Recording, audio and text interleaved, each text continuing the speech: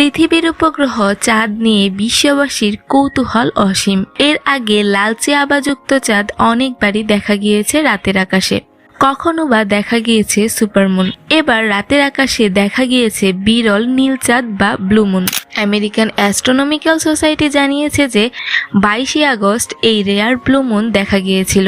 কিন্তু কখন দেখা যায় এই বিরল নীল চাঁদ? জানা গিয়েছে যখন একই মাসে দুটো ফুল মুন বা পূর্ণিমা থাকে, তখন দ্বিতীয় পূর্ণিমার দিন যে উজ্জ্বল চাঁদ রাতের আকাশকে আলোকিত করে থাকে তাকে ব্লু মুন বা নীল চাঁদ বলা হয়। তবে এই ঘটনাটি বড়ই বিরল। সচরাচর এই ব্লু মুন বা নীল চাঁদ দেখা যায় না।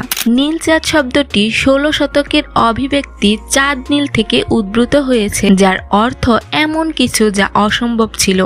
1883 সালে ইন্দোনেশিয়ার ক্রাকাতোয়া আগ্নেয়গিরির অগ্ন্যুৎপাতের পর 2 বছর ধরে সারা বিশ্বের লোকেরা অদ্ভুতভাবে রঙিন সূর্যাস্ত এবং একটি চাঁদ দেখছিল যা নীল দেখায়।